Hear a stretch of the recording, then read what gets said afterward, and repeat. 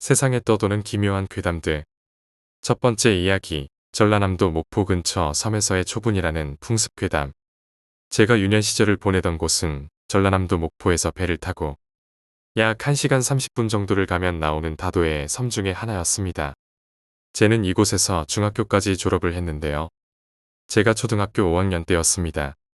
당시 친하게 지내던 친구 녀석과 방학과 함께 헤어지게 되자 친구 녀석이 저를 자기 집으로 초대했습니다. 그래서 그 친구 동네로 놀러가서 며칠을 놀다 오기로 하고 친구 동네로 갔습니다. 참고로 섬이지만 섬이 아주 커서 그 친구 동네로 가려면 몇 시간은 걸어가야 했죠. 그렇게 방학 기간 동안 친구와 열심히 산으로 바다로 놀러 다녔습니다. 하루는 친구들과 바다에서 실컷 놀다가 해가 저물 때쯤 선선해지자 산으로 올라갔고 이렇게 놀다 보니 산속 깊은 곳까지 가게 되었습니다. 그런데 산속 깊은 곳 평평한 바위에 웬 볏짚이 있는 것이었습니다. 깊은 산속에 웬 볏짚이 있지. 이상하게 생각한 우리는 호기심에 볏짚을 들춰보자 조금은 누런 천이 있었습니다. 그래서 그것을 조심스레 뜯어보니 고약한 냄새가 나더군요. 날도 저물고 냄새도 나고 해서 그냥 가려고 했는데 호기심이 생겨서 도저히 갈 수가 없더군요. 그래서 그것을 들춰보니 하얀색 뼈다귀가 잡히는 것이었습니다. 그리고 좀 더 자세히 보니 과학책에서나 나올 법한 사람의 뼈다귀가 그 천 속에 있는 것이었습니다. 우리는 너무나 놀라 고함을 치며 친구의 집으로 가게 되었고 나와 내 친구 그리고 다른 친구는 그날부터 자리에 누워 있어야 했고 밥도 제대로 먹지 못한 채 그 무더운 여름날 온몸이 부르르 떨릴 정도로 한기를 느껴야 했습니다. 밤이든 낮이든 상관없이 잠이 들면 웬 허름한 옷에다 온몸이 상처투성이에 온몸에 피가 흥건한 괴물 같은 아저씨가 내게 다가와 목을 조이는 꿈을 꾸곤 했습니다. 이렇게 이틀이 지나자 우리를 걱정하시며 간호해주시던 친구 어머니는 우리가 산에 간 사실을 알게 되었고 친구 어머니와 다른 친구 부모님은 나와 내 친구 그리고 또 다른 친구들을 한 곳에 모아놓고 우리의 머리카락 조금과 손톱 발톱을 조금씩 잘라 흰색 천에 담긴 천으로 만든 주머니에 넣고 대문 입구에 몇 시간을 걸어 놓으시더니 그 주머니를 들고 산에 가서 태워버리시는 것이었습니다. 이렇게 하자 시간이 지나서인지 친구 부모님이 하신 이상한 의식 때문인지 모르지만 우리는 조금씩 기운을 차리게 되었고 곧 회복할 수 있었습니다. 나중에 안사실이지만 우리가 발견한 것은 초분이라는 것이었고 객지에서 객사를 하거나 몸쓸 병 또는 억울하게 죽은 사람을 땅에 묻지 않고 깊은 산속 평평한 바위 속에 올려놓고 위에는 볏짚으로 덮어서 3년 정도 지나 시체가 썩고 뼈만 남게 되면 땅에 묻는 풍습으로 우리나라 남해안 지방에 예전부터 내려오던 풍습이라고 했으며 당시 내가 살던 섬에도 이렇게 만든 초분이 3개 정도 있다고 했습니다. 저도 그때 처음으로 초분이라는 것을 알았습니다. 옛날에 할아버지 시절에는 섬에서 자주 볼 수 있었지만 내가 초등학생이었던 그 당시에는 현대화가 진행 중이라 섬에서도 보기 힘들었었고 대부분 사람이 죽으면 산속 땅에 묘지를 만들었거든요. 그런데 친구 어머니 말씀이 그렇게 초분으로 만들어 놓으면 영혼이 극락에 가지를 못하고 구천을 떠돌게 되는데 우리가 그 영혼을 건드려서 아마 우리를 따라 내려온 것이며 우리의 머리카락과 발톱을 깎아서 매달아 놓는 것은 우리의 신체의 일부를 잘라 주머니에 담아 매달아 놓으면 그 귀신이 그 주머니를 우리로 착각하여 그 주머니를 대신 데려가게 하고 우리는 안전하게 남는 것이라고 말씀하셨습니다. 그래서 우리 머리카락과 손톱을 잘라 주머니에 넣고 몇 시간을 걸어 놓은 후에 산에 가서 태워버려 귀신을 떨쳐낼 수 있다는 것이었습니다. 그리고 앞으로는 그런 초분 옆에는 절대 가지 말라고 꾸중을 하셨습니다. 어른들도 초분에 가기를 꺼려하고 그 초분의 볏짚을 1년에 한 번씩 바꿔주기 위해 가까운 가족 이외에는 접근하지 않는다고 하시더군요. 아울러 다른 섬에서는 시체를 산속 깊은 곳에 우리처럼 바위에 올려놓지 않고 소나무에 매달아 놓는 섬도 있다고 들었습니다. 정말 엽기적이란 것이 바로 이런 것이 아닐지요. 그래서 지금도 전 족발 같은 것을 별로 좋아하지 않습니다. 족발을 먹을 때 나오는 돼지 뼈다귀가 그때 본 뼈다귀들과 비슷하게 생겼기 때문입니다. 어린애였던 초등학교 시절에 겪은 체험담이지만 어른이 된 지금에 와서 생각을 해봐도 소름이 확 끼칩니다. 두 번째 이야기, 목소리. 슬슬 쌀쌀해지던 날씨의 초겨울쯤. 그때는 저희 학교뿐만 아니라 거의 대부분의 학교가 기말고사 시즌이었습니다. 당연히 저희 학원에서는 기말고사를 대비해 보강에 들어갔고, 보강이 끝나고 나면 밤 12시쯤 되었습니다. 그날은 보강이 2주차가 되었을 때였죠. 피곤에 쩔어 있는 상태였고, 그날도 어김없이 학원에서 12시까지 공부하다가 집으로 갔습니다. 집에 얼른 들어가 씻고 자고 싶은 마음에 학원이 끝나자마자 집으로 간 거였죠. 저희 집이 그때 당시 주택이었는데 빛도 잘 안 들어오는 곳이었고, 아침에도 좀 음침한 곳이었습니다. 그날은 유난히 공포스러운 분위기를 자아내던 날이었죠. 어쨌든 집에는 들어가야 하니 현관문을 열고 집 안으로 들어갔는데 현관에 아버지의 신발이 없더라고요. 그래서 엄마가 있구나 싶어서 안방문 앞으로 갔습니다. 안방은 문이 좀 열려 있어서 그쪽에 떼고 엄마한테 아빠는 아직 안 들어왔냐고 물어봤어요. 그러자 엄마가 아직 아빠는 집에 들어오지 않았다고 하시더라고요. 그럼 엄마, 내가 아빠한테 전화해볼까? 라고 물으니 전화를 걸어보라 하더라고요. 전 그래서 거실에 있는 전화기로 아빠에게 전화를 했습니다. 신호음이 가더니 아빠가 전화를 받으셨고, 아빠에게 늦은 시간에 어디시냐고 물었어요. 아버지께서는 지금 친구들이랑 어시장에 계시다고 하시더라고요. 근데 자꾸 아빠하고 말하는데 옆에서 여자 목소리가 들렸어요. 아빠 옆에 여자 목소리 누구야? 라고 물으니 아버지가 어이없다는 듯이 저보고 니는 네 엄마 목소리도 못 알아보냐? 저희 집 전화기 바로 옆에 에어컨이 있었는데 에어컨 전원 누르는 곳이 액정으로 되어 있었고 액정이 꺼져 있을 때 거울처럼 보이잖아요. 에어컨 전원을 켜는 부분에 안방이 비쳐 보였는데 안방에서 엄마가 그냥 무표정한 표정에 차렷 자세로 저랑 눈이 마주친 거예요. 순간 완전 소리 지르면서 뒤돌았는데 헛것이라면 사라져야 할 엄마는 사라지지 않고 저를 빤히 쳐다보더라고요. 어떡하지 하는데 밖으로 나가야겠다는 생각이 들었고 벽 쪽에 붙어서 거의 기어가다시피 한 속도로 가고 있었습니다. 근데 현관이랑 안방이랑 거의 붙어 있는데 가면 갈수록 그 엄마처럼 보이는 것과 가까워졌고 그것이 제가 움직일 때마다 시선을 돌리면서 저를 쳐다보더라고요. 전 그것에 눈을 피할 수 없었고요. 이 상태로는 안 되겠다 싶어서 눈 딱 감고 바로 현관으로 뛰어서 밖으로 향했습니다. 밖에서 30분 정도 앉아 있으니 부모님이 오셨고 아빠는 제 이야기를 듣더니 집안을 둘러보셨으나 그것은 사라졌더라고요. 나중에 아빠가 말씀하시길 그날 어시장 갈 때 모르고 집안의 문을 안 잠그고 갔다고 하시더라고요. 세 번째 이야기, 아파트의 여자. 평수는 16평으로 드디어 내가 모은 돈으로 마련한 집이다. 최근 날씨가 급격히 더워진 탓에 작은 방의 창문을 24시간 내내 열어두었다. 어느 날 작은 방에 가보니 창문 쪽 방바닥이 뭔가에 밀려서 위로 솟아나와 있었다. 작은 방엔 의자가 하나 있었는데 친구가 놀러왔을 때 실수로 그랬을 거라고 생각하고 아무렇지 않게 넘겼다. 그렇게 며칠이 지났을까? 난 문득 장롱 위를 올려다봤는데 전에는 없던 네모난 박스 하나가 올려져 있었다. 난 그 상자를 열어보고 경악을 금치 못했다. 그 상자 안에는 상자에 구멍이 뚫려 몰래 촬영할 수 있도록 해놓은 캠코더, 그리고 이상한 기계와 수많은 선들로 가득했다. 난 놀란 가슴을 추스리고 캠코더를 재생시켜 보았을 때 예상대로 캠코더에는 내 모든 생활이 그대로 녹화가 되어 있었다. 이 캠코더를 설치한 범인의 얼굴도 함께 녹화가 되어 있었고 놀랍게도 범인은 여자였으며 설치를 하는 도중에 계속되는 그 미소가 너무나 소름 끼치고 무서웠다. 난 급하게 옷을 입은 뒤 캠코더를 챙긴 후 경찰서로 향했다. 경찰서로 진짜 미친 듯이 뛰어갔다. 그렇게 사고 접수를 마치고 집으로 돌아왔다. 옷을 벗고 대충 씻은 뒤 피곤한 몸을 달래기 위해 침대에 누웠다. 그때 난 무언가가 계속 걸리고 어색했다. 한참을 고민하다가 생각이 나버렸고 난 온몸이 경직이 되어 움직일 수가 없었다. 그렇다. 들어올 때 문이 열려 있었다. 분명히 잠그고 나갔는데 지금 이 집안에 누군가가 있다는 생각이 떠올랐을 때 장롱의 문 쪽에서 소리가 났다.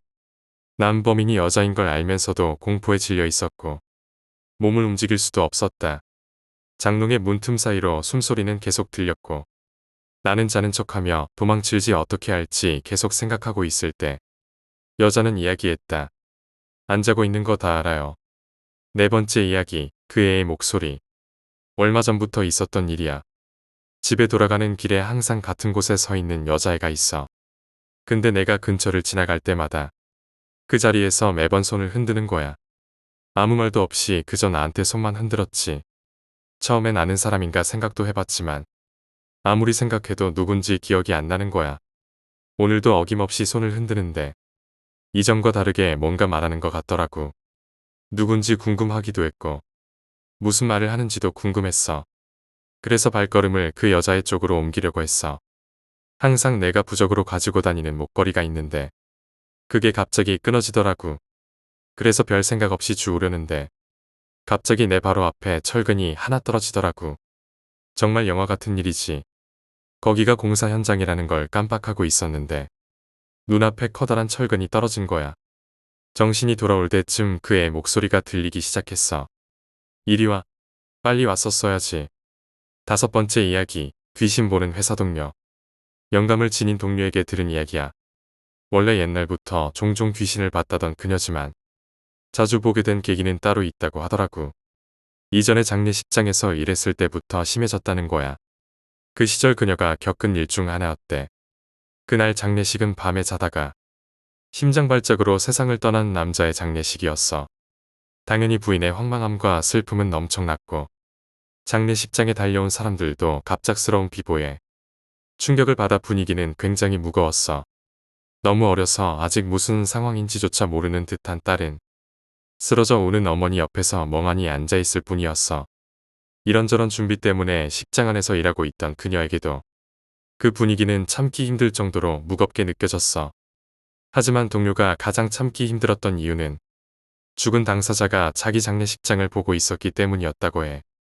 동료의 말에 따르면 그런 일 자체는 드문 것은 아니래. 그녀의 경험에 따르면 죽은 사람 넷 중 하나는 자기 장례식장에 나타난다고 하더라고. 죽은 남자는 멍하니 서 있었어.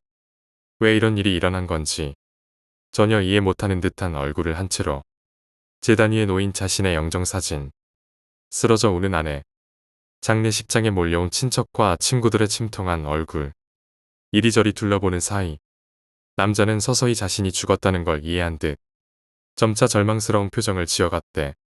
동료는 도저히 보고 있을 수가 없어. 밖으로 나가 그저 명복을 빌었다고 해. 주변 사람들에게 말 한마디 남기지 못하고 갑작스레 세상을 떠나가는 건 살아있는 사람 입장에선 굉장히 무서운 일이야. 하지만 정말 무서운 건 죽은 후에도 평안을 얻지 못하고 살아있을 때처럼 절망을 맛봐야 한다는 거야. 죽고 나면 아무것도 없을 것이라 믿고 싶은 내게는 그게 너무나 두려워. 여섯 번째 이야기, 군대 축구복 회담. 1997년에서 1998년 사이 겪은 일입니다. 제가 복무했던 부대는 블랙호크 헬기를 운용하던 육군 항공단이었습니다. 지금은 부대 이름이 바뀌었지만요. 제가 복무할 무렵 부대에서는 헬기 추락 사고가 몇 번 있었습니다. 그중 어떤 추락 사고 이후 일어난 일입니다. 당시 기사나 사건 기록을 찾아보시면 실제 있었던 일이라는 것을 알 수 있을 겁니다.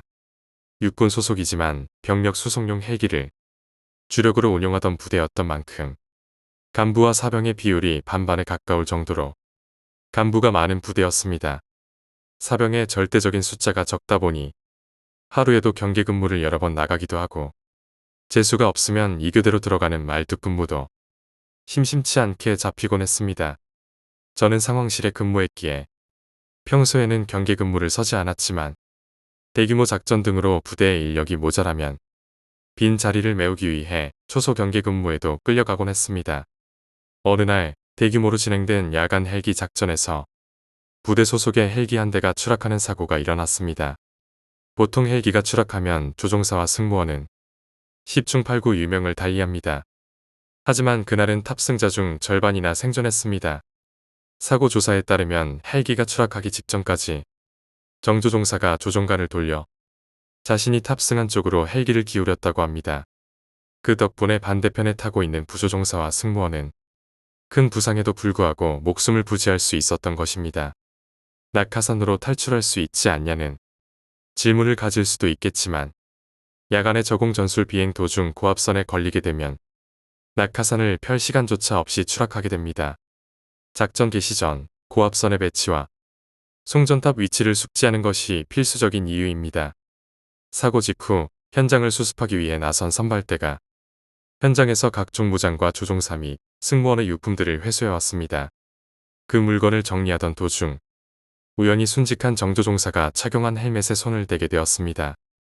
마치 이 세상의 것이 아닌 것 같은 서늘한 냉기가 느껴졌습니다. 하지만 사고가 밤에 났던 탓에 그러려니 생각했죠. 저는 추가 사고 처리 및 작전 지원 등으로 인해 인력이 모자란 탓에 야간 경계 근무를 나서게 되었습니다. 그런데 근무 도중 희끄무레한 사람 같은 무언가가 초소 근처에서 얼쩡거리는 것이 보였습니다. 확실한 정체를 파악할 수 없어 정체를 밝힐 것을 요구했으나 아무 대답이 없었습니다. 상황실에 보고를 하고 지시에 따라 후임병에게 초소를 지키도록 한 뒤 정체를 확인해 보기로 했습니다. 그런데 아무리 근접해도 거리가 줄어들지를 않는 겁니다. 그의 형상이 다리를 움직이는 느낌은 없었는데 제가 걷는 속도와 동일한 거리를 유지하며 멀어지고 있었습니다. 그렇게 약 1km 거리를 추격 아닌 추격을 하며 따라가다 연병장에 도착했습니다. 그 순간 그 사람 같은 무언가는 연병장을 가로질러 빠르게 달려가더니 갑자기 사라지고 말았습니다. 결국 제가 확인한 거라곤 그 무언가가 사라지기 직전 입고 있던 것이 부대 축구복이었다는 것과 등번호뿐이었습니다. 상황실에는 사라졌다고 보고를 했지만 당연히 피로나 수면 부족으로 헛것을 본 것으로 치부되어 위아무에 넘어갔습니다. 사실 부대 내에 활주로가 있다 보니 가끔 아지랑이나 신기루 같은 게 보이는 일도 종종 있었으니까요. 대형 추락 사고가 벌어진 상황이다 보니 별것도 아닌 일에 신경을 쓸 여유가 없기도 했죠. 며칠간 정신없이 사고 수습으로 시간이 흐른 뒤 부대 분위기 쇄신 차원에서 축구 시합이 열렸습니다. 무심코 경기를 지켜보던 중 며칠 전 봤던 무언가가 입고 있던 축구복의 등번호가 떠올랐습니다. 그날 사고로 순직한 조종사의 축구복 등번호였습니다. 어쩐지 등골이 오싹한 느낌에 저는 경계 근무 당시 상황실에 있던 간부를 찾아갔습니다. 비슷한 나이대라 평소 친하게 지내던 분이었기에 제가 본 것들을 그대로 털어놓았죠. 이야기를 듣자 간부도 얼굴이 파래졌고 순직한 조종사의 유품 추가 수습을 겸해서 확인을 해보기로 했습니다. 캐비넷을 열어보자 각자마다 고유한 등번호를 받아 한 벌만 존재할 터인 축구복이 걸려 있었습니다. 캐비넷 속에 있었음에도 어째서인지 그 옷만 축축하게 젖은 채로 있었습니다. 보통 부대 축구복은 해당 등번호를 받은 간부가 전출을 갈 때 반납하고 전입한 간부에게 물려주곤 했는데 그 옷만큼은 나이 많은 주임원사가 따로 가지고 나가 조용히 처리했다고 합니다. 제가 그날 밤 보았던 것의 정체는 과연 무엇이었을까요? 7번째 이야기, 우리 집 강아지. 아파트에 살던 저희 가족은 단독주택으로 이사를 오게 되었습니다. 이사를 온 뒤부터 이상하게 잦은 사고가 많았습니다. 물론 가정 내 불화도 원인이었죠. 어느 날 부모님이 모두 외출을 나가신 뒤 집에 혼자 남게 되었습니다. 적적한 마음에 마당에 있던 저희 집 강아지를 몰래 데리고 왔습니다. 거실에서 한창 TV를 보고 있는데 갑자기 저희 집 강아지가 짖기 시작하더라고요. 평소에 잘 짖지 않는 강아지가 정말 심하게 짖더라고요. 먼지가 많아서 아무도 쓰지 않는 다락방을 향해 말이죠.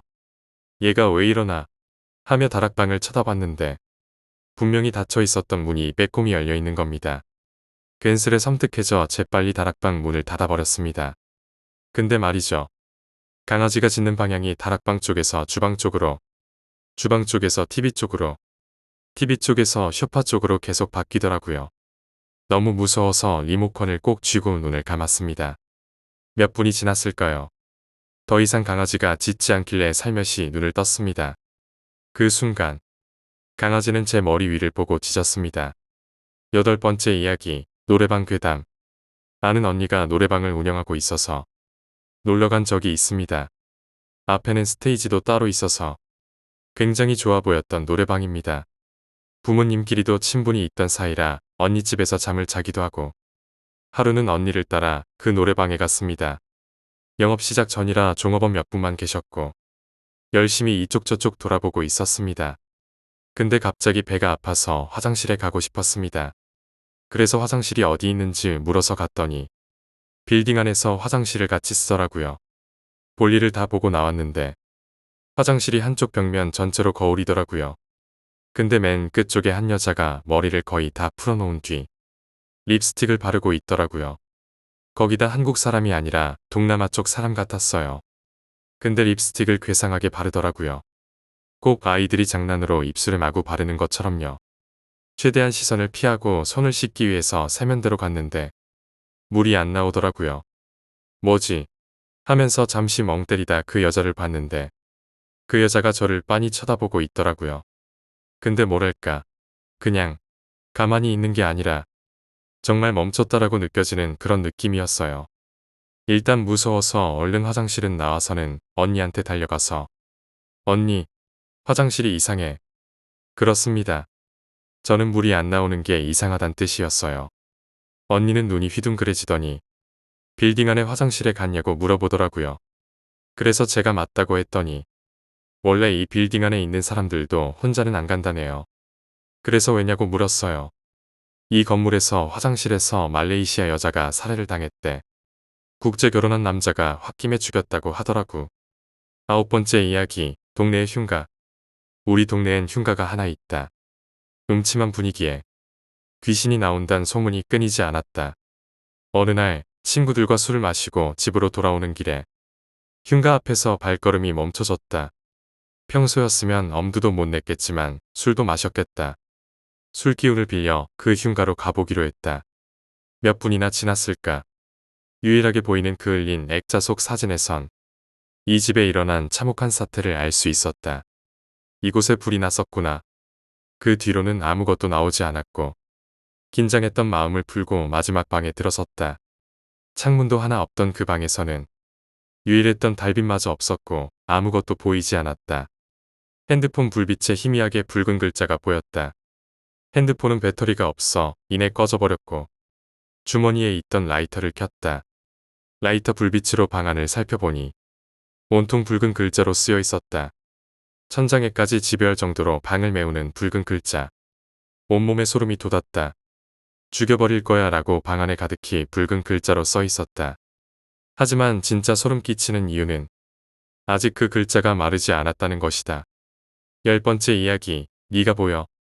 난 가끔 잠이 오지 않을 때나 생각이 많을 때 습관이 하나 있어. 우리 집은 삼거리 모퉁이에 자리 잡고 있었기에 앞으로 쭉 뻗어나가는 길을 바라보고 있는 게 내 취미였거든. 길에는 가로등이 점점 이어지면서 스포트라이트처럼 골목을 비추는 가로등 불빛 아래 광경을 보며 생각에 잠기곤 했어. 어떻게 보면 이상한 취미지. 당연히 내 성격은 굉장히 소심했어. 집 2층에서 밖을 살피는 모습을 들키지 않도록 커튼을 친 뒤 그 틈새로 내다보곤 했으니까. 물론 내 그림자조차 들키지 않도록 내 방의 불도 모두 끈 채로 객관적으로 써놓고 보니 내가 생각해도 정말 이상한 광경이네. 그날도 나는 평소처럼 밖을 내다보고 있었어. 문득 전봇대 바로 옆에 한 여자가 서 있는 게 눈이 들어왔어. 여자는 내게 옆모습을 보이며 전봇대에 뭔가 글을 쓰고 있더라고. 궁금하기도 하고 신경이 쓰여서 쌍안경을 꺼내서 봤어. 하지만 도저히 여자가 뭘 쓰고 있는지는 알 수가 없었어.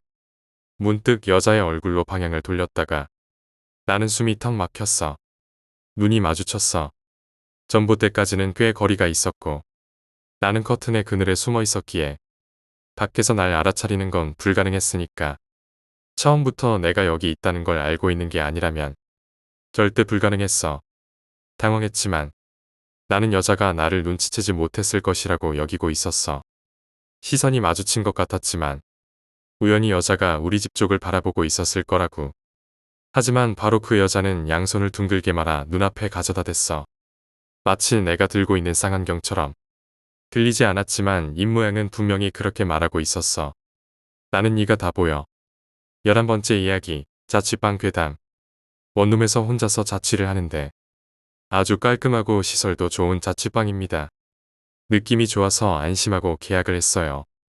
근데 4월부터인가 자취방의 구조는 현관문이 있고 들어오자마자 부엌이 있습니다. 그리고 부엌과 방 사이에 유리 미닫이 문이 있고요.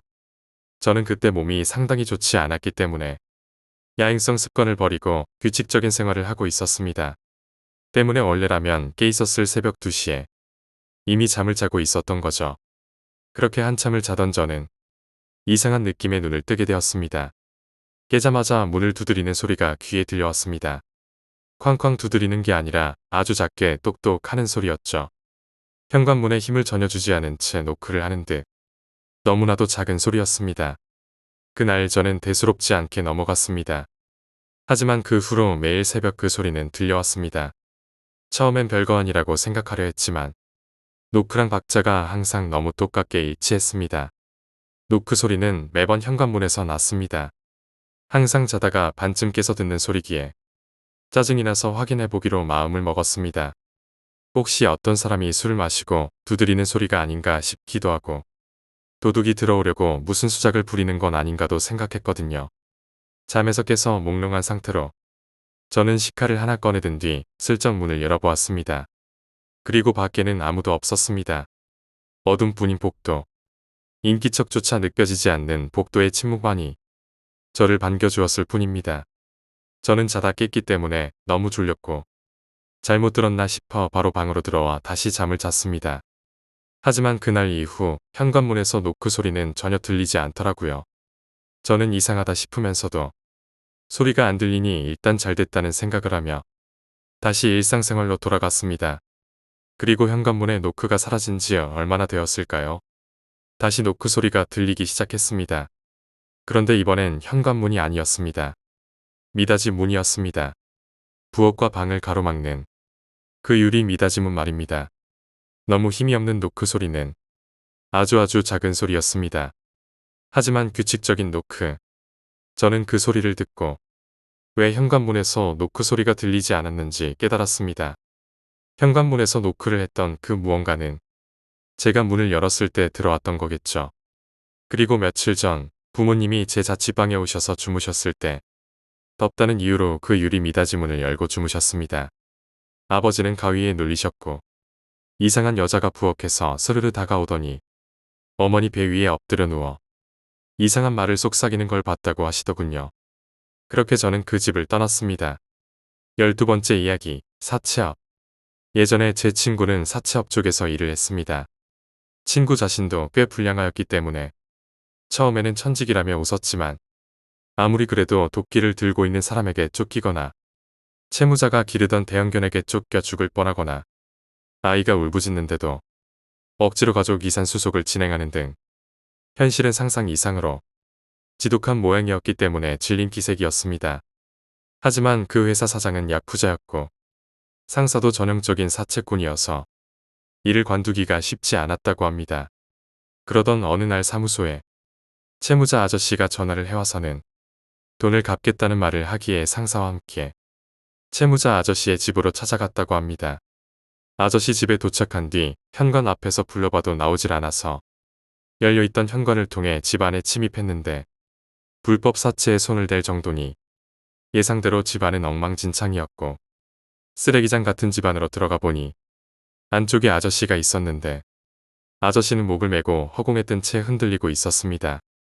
아무리 제 친구라도 목을 맨 자살 현장을 본 적은 한 번도 없었기에 그 자리에서 다리가 풀렸다고 하는데 상사는 그런 광경조차 익숙한 듯 빚도 안 갚고 죽다니 이런 쓰레기 같은 놈 이라며 죽은 사람에게 욕지거리를 했다고 합니다. 결국 그날은 경찰에 신고만 하고 집에 돌아갔는데 며칠이 지나고부터 상사가 좀 이상해졌다고 했습니다. 회사에 출근하지도 않고 집에 처박혀서는 전화도 받지 않는다고 했는데 게다가 원래부터 위험한 약물을 접했었고 그쪽 이야기에 의하면 구입량이 말도 못하게 늘었다고 합니다. 나쁜 예감이 들어 회사 사람들이 총출동하여 상사가 사는 맨션에 그의 상태를 보러 갔는데 건물주에게 부탁하여 안에 들어가 보니 상사는 욕조 안에 죽어 있었다고 했습니다. 검시 결과 사인은 약물 대량 복용에 의한 중독사였지만 시신에 명백하게 이상한 부분이 있어 일이 좀 복잡해졌는데 어째서인지 사체 목에는 끈에 졸린 듯한 흔적이 뚜렷하게 남아 있었는데 실내에선 끈이나 로프 종류는 발견되지 않았고 방 문도 실내에 있어 완전한 밀실 상태였습니다. 경찰도 조사해봤지만 진상은 전혀 알 수 없었다고 합니다. 그런 일을 겪고 무서워진 친구는 바로 회사를 관두었고 그 뒤 그 회사는 사장을 제외한 몇 사람이 목을 메고 자살하여 도산하고 말았고 살아남은 사람들 역시 그 뒤로 정신병원에 입원한 상태라고 합니다. 하지만 친구는 그때 이후 몇 년이 지난 지금까지도 무서운지 채무자 아저씨의 기일이 되면 성묘까지 가진 않더라도 근처의 절에 찾아가 명복을 빌어준다고 합니다. 현재 친구는 사채업 쪽에서 일했던 이후로는 술집에서 바텐더와 주방일을 겸하며 열심히 일하다가 지금은 자기만의 작은 선술집을 하고 있는데 예전 학생 때 불량했던 모습을 생각하면 완전히 다른 사람이라고 보일 정도입니다.